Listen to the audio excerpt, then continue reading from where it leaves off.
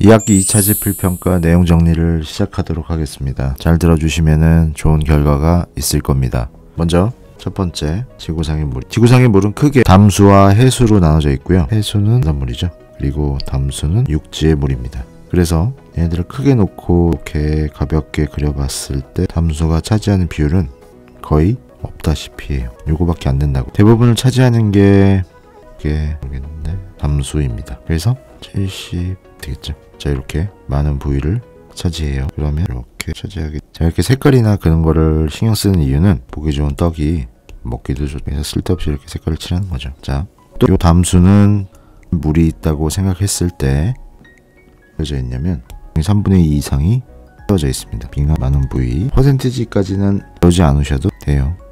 퍼센트 중에 2.15%가 빙하예요. 그리고 육지에 거의 다 차지하게 됩니다. 얘가 뭐냐? 지하수예요. 지하수. 퍼센트 중에 0.62%가 숫자는 중요하지 않아요. 잘 많은 거, 그 다음 많은 거, 그리고 우리가 쓰는 거. 우리는 조금 남아있는 거 가지고서 쓰는 거죠. 나머지는 우리가 쓸 수가 없어요. 그죠? 땅을 파야 나오고 그렇게 되는 거죠. 맨 끝에 여기 들어있는 아이들은 호수하고 가지고선 우리는 사는 거예요. 아껴 써야 된다는 거를 꼭 아셔야 되고요. 그리고 요것들을 다시 용도에 맞게 나눌 수가 있어요. 그게 뭐냐면 농업용수, 농사하는 데 쓰겠죠. 그리고 공업, 어떤 재료들이나 뭐 공장에서 쓰는 물 같은 거, 뭐 냉각수가 대부분이겠죠. 밥하고 빨래하고 설거지하고 쓰는 생활용수. 요거하고는 조금 다른 의미인데, 하천이나 댐이나 어떤 것들을 유지하기 위해서는 어느 정도의 물이 필요해요. 거기에 필요한 물을 우리는 유지용수라고 해요. 이런 것들을 구분할 수 있어야 그림을 하나 내는데요. 근데 유지용수에 관련된 그림이겠지만 그냥 확대 해석하시면 될 것 같아요. 예를 들면 이렇게 있고 그려보는 거예요. 그림을 잘 못 그려서 대충 그릴 겁니다. 그러면 근데 들어있는 요 물들, 여기 다 유지용수죠. 근데 생각하시기보다는 물이 콸콸콸콸 나올 때 물에 대한 의미를 생각하시면 될 것 같습니다. 그림을 잘 못 그려 대충 그려봤어요. 일단 물이 흐르는 거, 물에 대한 의미로 생각하시면 될 것 같아요. 물. 그 다음 이제 바닷물에 대해서 진지하게 또 한번 생각을 해. 두 번째, 자, 해수는 세 가지 층으로 나눌 수 있어요. 가장 앞에 층인 표층이류인데 잘 섞여있는 혼합층, 그리고 가운데 안정한 소온 약층, 그냥 차가운 나눌 수가 있습니다. 그래서 얘는 온도가 있죠. 온도가 제일 높은 거는 제일 낮고, 그 다음에 소온 약층. 자, 온도에 영향을 주는 거는 일조량이죠. 일조량. 빛을 많이 받으면 불타오르는 거죠. 태양이 얼마만큼 비추냐. 그럼 평균 온도가 가장 높은 곳은 적도겠죠. 일조량이 잘 많으니까. 그렇게 생각하시면 됩니다. 다음 두 번째, 온도를 했어요. 두께. 심해층은 거의 혼합층에 영향을 주는 게 있죠. 그게 뭐냐면 바람이에요. 바람이 강하게 불면 안쪽 깊은 쪽까지 잘 두꺼워져요. 약하면, 잔잔하면 잘 안 섞이니까 되겠죠. 이런 게 있어요. 두께가 변화가 있을까요? 변화 말 그대로 심해 있기 때문에 거의 영향이 없어요. 그래서 요거에서 나오는 게 소온. 혼합층이 두꺼워지면 소온 약층은 좀 얇아지는 거죠. 심해층은 거의 변화가 없으니까 이렇게 생각하시면 될 것 같습니다. 한번 그림을 간단하게 또 볼까요? 0도, 또 45도, 또 90도. 이렇게. 자, 이런 식의 그래프가 나올 수 있습니다. 자, 맨 처음 층을 말하는 건데요. 혼합층에 대해서 한번 보자면 두께 차이가 눈에 띄는데요. 바람이 부는 거죠. 어디서 바람이 강하게 불까요? 중위도겠죠.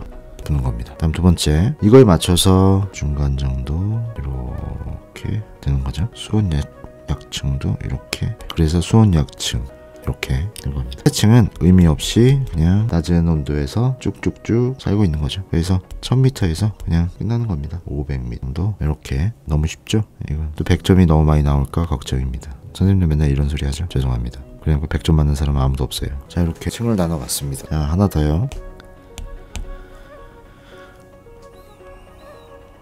시간에 했던 건데 한 번 더 복습하도록 하겠습니다. 자, 이렇게 시험 문제에 나오는 거는 세 가지밖에 없습니다. 고위도, 중위도, 적도.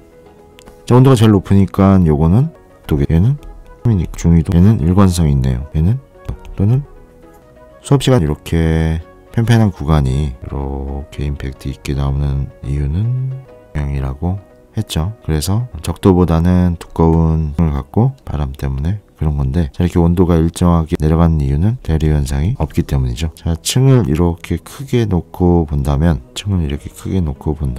위에는 햇빛 때문에 잘 데워졌어요. 따뜻. 그리고 밑에는 햇빛이 안 드니까 차가운. 대류는 차가운 게 아니고 따뜻한 것 때문에 오르락 내리락 하는 건데, 얘가 초장부터 안 된다는 거죠. 그래서 얘는 움직이지 않아요. 그래서 맨숭맨숭한 느낌으로 대류가 안 일어나니까 현상이 일어나는 거죠. 자, 세 번째 염류에 대해서 한번 얘기해 보도록 하죠. 일단 바닷물 속에 들어있는 무기질들을 우리는 염류라고 하고요. 그리고 얘네들을 또 다른 이름으로 염분이라고 하죠. 그래서 그 염류의 비율이 너무 작아서 우리는 여러 가지 단위를 씁니다. 그래서 염류를 쓰는 단위가 여러 가지가 있는데 PSU, 퍼밀이 있어요. 퍼밀은 잘 생각해야 되는 게, 우리가 흔히 쓰는 얘는 100분의 1, 100분율이에요. 근데 퍼밀은 1000분의 1입니다. 그래서 우리는 여러 가지를 생각해야 됩니다. 염류의 대부분을 차지하는 물질이 있는데요. 얘를 우리는 부르죠. NaCl, 염화 나트륨. 그리고 얘하고 비슷하게 들어가 있는 것들이 있어요. 이 아이를 우리는 염화 마그네슘이라고 하죠. 나머지는 극소량이라 이런 게 있었구나 정도만 알으셔도 될 것 같습니다. 간단하게 그리는 게 원칙이죠. 그죠? 제 그림의 묘미는 간단함이죠. 이 정도로 대충 그리는 그림. 자, 이렇게 생각하시면 됩니다. 가장 많은 건 염화나트륨, 두 번째 염화 마그네슘, 1번 NaCl, 2등 MgCl2라는 것이죠. 자, 요거 아시겠죠? 뭐 어렵지 않습니다. 그 밖에도 번외긴 하지만 정리니까, 최종 정리니까 Mg, 황산마그네슘, 그리고 Ca, 황산칼슘, 그리고 나머지 기타 등등 이런 게 있습니다. 잘 알아두시면 좋을 것 같아요. 못 그리는 그림이지만 한번 가볍게 한번 그려봤습니다. 마음에 들지 않네요. 처음부터. 그렇다면 우리나라 주변의 바닷가 그것들의 염분의 변화에 대해서 한번 설명해 보도록 하겠습니다. 먼저 첫 번째, 강물은 동해보다 서해로 흘러간다면 동쪽이 강원도 쪽이 많죠. 그래서 아래로 내려가는 서해가 강물 유입이 더 많은 겁니다. 얘를 한 줄 요약으로 하자면 거죠. 그리고 여름이 염분 농도가 가요. 우리나라 특성인데요. 자, 요거죠. 두 가지 패턴을 갖습니다.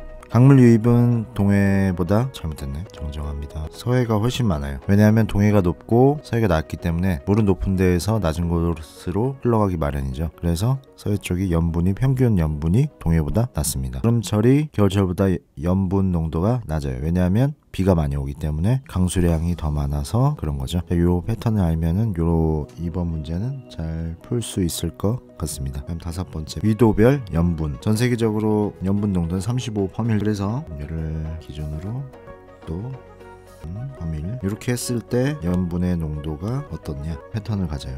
이렇게 구분하지 말아주세요. 자, 이런 패턴을 갖습니다. 여기서 유심히 봐야 될 거는, 잘 봐주세요. 왜 여기는 염분이 높을까요? 높은 이유 이거죠. 증발량이 많은 우리 그 파트에서 뭘 배웠냐면, 중위도 지방은 바람이 세게 분다고 하죠. 그러면 이건 마치 빨래가 잘 마르는 거랑 비슷한 거예요. 바람이 세게 불면 그것처럼 물이 마르기 시작하는 거예요. 그리고 적도는 왜 염분이 낮을까요?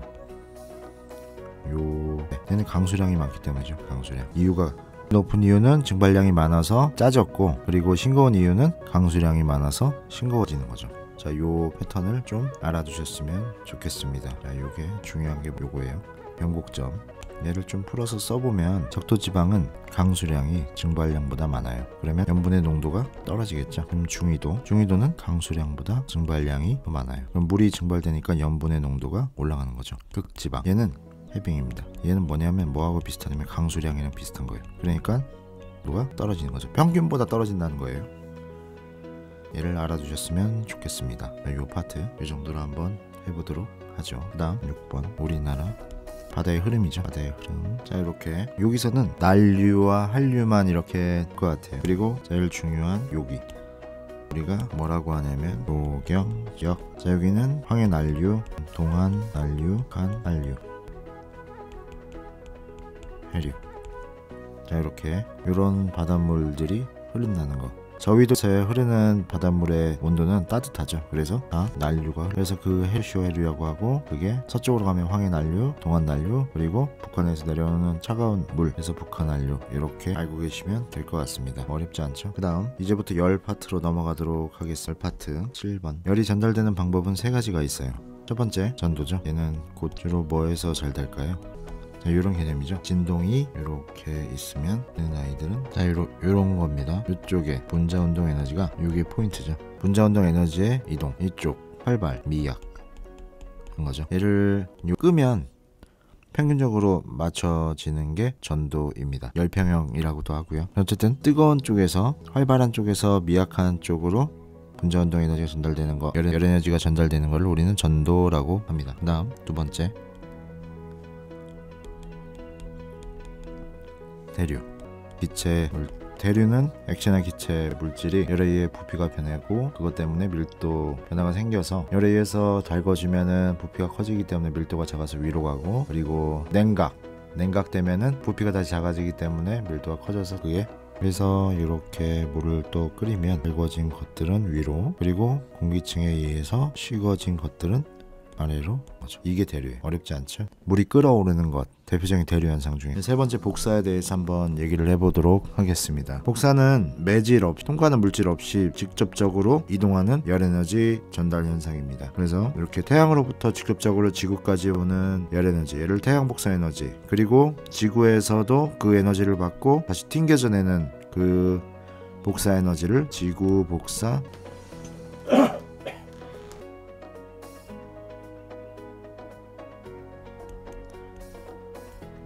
지구 복사 에너지라고. 얘네의 특징은, 가장 큰 특징은 매질 없이 진행된다는 거, 그리고 직접적으로 전달이 된다는 거, 열이. 그래서 그 파동이 다른 것들, 질의 분자들을 진동시킨다는 것이죠. 그게 복사 에너지의 가장 큰 특징입니다. 그럼 요런 걸 다 배웠죠, 그죠? 그렇다면 요거랑 또 다른 개념들을 한번 배워봅시다. 열의 전달이잖아요.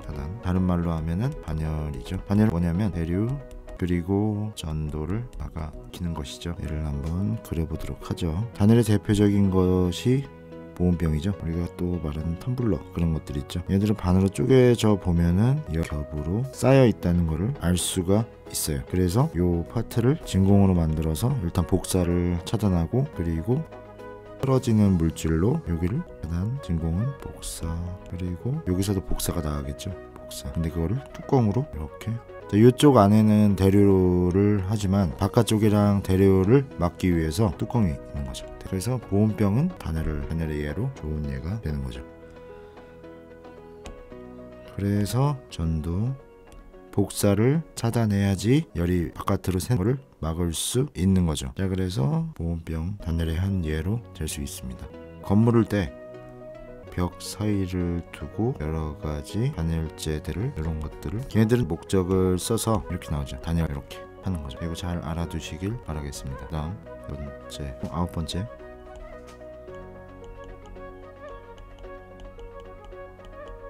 열 평형에 대해서 한번 보죠. 자, 얘는 뭐 너무 간단하게 이렇게 두 가지 칸이 있었어요. 근데 한쪽에는 열을 가해주고 엄청 뜨거운 상태, 들어있고,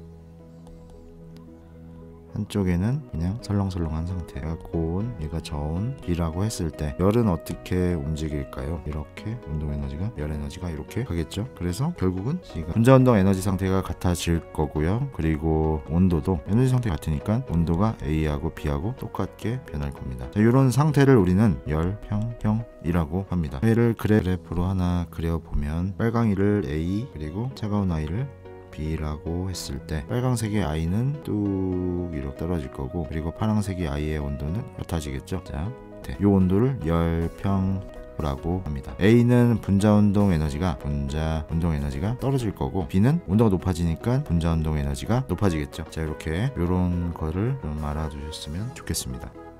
그 다음 비열과 관련된 거를 한번 통틀어서 해보도록 하죠. 비열, 어떤 물질 1도 비는데 필요한, 자, 이 말은 무슨 말이냐면 비열이 높다는 거는 온도, 왜냐면 에너지가 많이 되니까 온도 변화가 어렵다는 거고, 비열이 낮다라는 거는 조그만한 에너지도 온도 변화가 크게 된다라는 거를 알아두셔야 됩니다. 그래서 얘네들을 판단할 수 있는 공식들이 있어요. 열량은 질량 곱하기 비열 처음 온도에서 나중 온도에서 빼기 처음 온도 쓸 때 나오는 거겠죠. 그래서 비열로 정리를 한다면 비열은 곱하기 온도 변화겠죠. 뭐라고 그랬죠? 아니라고 그랬죠. 할 수 있어요. 이 앞에 단위를 같이 해주셔야 돼요. 이렇게 아시겠죠? 어렵지 않습니다. 그러면 그림을 간단하게 또 그려볼게요. 자, 이렇게 잘못했네요. 가도록 하겠습니다. 먼저 우리가 뭘 알아야 되냐면 비열을 알아야 되고요. 육지보다 바다가 비열이 큽니다. 에너지를 때 온도가 더 높아지는 거는 육지라는 소리입니다. 그러면 육지에 열이 달궈지면은 육지 근처에 있던 공기 분자들은 가벼워져서 위로 갈 거고, 그러면 빈 공간이 생기고 그 빈 공간을 채우기 위해서 바람이 불겠죠. 자, 한번 생각을 해봅시다. 상승 기류가 생기고요. 그거를 채워주기 위해서 바람이 겁니다. 그래서 많아지니 이렇게 되었으니까 안쪽으로 이렇게 가겠고요. 바람이 이쪽으로 부니까 바다 쪽에서 불어온다. 그래서 이때를 우리가, 그리고 바다가 천천히 식으니까 온도 상대적으로 높아서 상승 기류, 그리고 금방 식으니까 위로 이렇게 오게 되는 거죠. 그래서 육지로부터 불어오는 바람이라고. 자, 요거 생기는 게 해풍과 붕이겠죠. 해풍은 불어옴, 그리고 육풍은 육지에서 불어옴. 알아두시면 될 것 같습니다. 이제 열자와 비가 이렇게 있고, 모든 물질은 부피가 열을 받으면 부피가 팽창해. 열 팽창율이 있겠죠. 그래서 A가 더 커. 그럼 어느 쪽으로 휘게 될까요? 자, A가 길어지고 B는 짧아요. 그러면은 이렇게 휘어지게, 반대가 되면은 반대로 휘어지게 되겠죠. 그죠? 자, 요걸 이용하는 게 뭐가 있냐면 대부분의 경보기들이 화재 경보기들이 바이메탈을 사용하고 있습니다. 열 팽창률이 더 좋은 거는 B겠죠. 경보기가 바이메탈이다. 그래서 A가 더 크니까 이렇게 휘어지게 된다. 얘 짧으니까 이렇게 고기가 숙여 패턴이 되는 겁니다. 다음 제입니다. 요거 하나만 더 해볼까요? 열량. 자, 같은 물질을 같이 되었더니 A하고 B가 이렇게 있어요. 그러면 어떤 게 더 질량이 큰 걸까요? 온도가 올라간다는 거는 평균 분자 운동 에너지가 같아진다는 거니까, 질량이 크면 클수록 데워져야 될 분자들이 많아서 오래 걸린다는 거겠죠. 그러면 오래 걸린다는 거는 온도가 천천히 올라간다는 거예요. 양이 많으면 많을수록. 라면 끓이는 물과 그 양과, 그리고 곰국 끓일 때 쓰는 엄청 큰 곰국 냄비에, 물론 가스는 똑같죠. 어떤 게 더 빨리 끓겠어요? 라면이 더 빨리 끓겠죠. 그걸 생각하시면 됩니다. 자, 그래서 얘네 둘이 같은 거는 같은 물질이니까 비열은 똑같다. 질량과 비열은 요걸 생각하시면 될 것 같습니다. 13번 자연 재해. 그래서 기름이 미친듯이 이렇게. 얘가 주는 어려움은 뭘까요? 복구는 할 수 있겠죠. 그죠? 자연 치유력이 있으니까. 근데 얘네들 때문에 뭐가 파괴되냐면 생태계가 파괴돼요. 그런 건 아니고 인위적 재해죠. 인출하고 똑같은 거예요. 자, 그다음 화산이 이렇게 폭발했어요. 그럼 얘 때문에 생길 수 있는 거는 일단 산사태, 그리고 비행기 항로 폐쇄. 자, 이들이 막혀질 수 있겠죠. 그리고 용암 때문에 모든 다 망가질 수 있어요. 그리고 이 화산재는 농작물에 피해를 줄 수 있는 거죠. 홍수 같은 것들이 있어요. 홍수는 이것 때문에 일어날 수도 있겠죠. 해일, 쓰나미 뭐 그런 거 같은 말이지만, 그래서 얘네들은 높은 곳을 피해야 되고, 물이잖아요. 높은 곳. 전자기구들은 코드법 이런 거 해야 될 것 같습니다. 그럼 한번, 자, 4번 육지가 이렇게 있고 바닷물이 있어요. 그러면 지로 한번 봅시다. 1번 만조, 그리고 가장 낮을 때 반조, 그리고 차이를 우리는 조차라고 해요. 근데 이게 한 달에 한 번씩 바뀌어요. 어느 날은 조차가 엄청 컸다가 어느 날은 조차가 가장 수도 있겠죠. 그죠? 그래서 얘가 더 내려갈 수도 있고 얘가 더 올라갈 수도 있어요. 그래서 가장 조금 날 때는 요거를 우리는 조금, 그리고 이렇게 크게 날 때를 우리는 사리 합니다. 어려운 건 없을 것 같아요. 계산식들이 조금 있는데 이런 것들은 교과서 뒤쪽에 보이면 문 좀 있어요. 그런 것들에 대해서 한번 차분하게 읽어 보시죠. 계산식 한번 봅시다. 3kg의 이래요. 그러면 들어있는 거예요. 염분이 40%ml 농도가, 염분의 농도가. 그러면 그램수로 따져보면은 3000 곱하기 1000분의 지워면 120g이 소금인 거예요. 그 중에서 뭐 나트륨, 염화나트륨 NaCl에 보통 78간 078 20에 78 하니까 그냥 960g이 염화나트륨이라는 거죠. 자, 근데 우리가 알아야 되는 건 요 비율이에요. 요 비율은 세계 어느 곳에나 가도 똑같다라는 거를 이용해서 풀면 될 것 같습니다. 그리고 비열 구하는 거 너무 쉬울 거예요. 만약에 또 5kg의 물질을 또 올리는데 3kcal가 들었다. 그렇다면 비열은 1도 올리는데 드는 열량은 얼마인가? 그러면 3000칼로리를 누가 받은 거야? 질량 5kg이 30도 변할 때까지 요 비율만큼 받은 거죠. 그래서 얘는 150 이렇게 되겠죠. 그러면 얘는 20칼로리 이렇게 나오겠죠. 너무 쉽네요. 다 100점 맞을까 걱정이 됩니다. 정말 수고하셨고요. 요거 잘 보시면은 높은 점수 맞으실 수 있을 겁니다.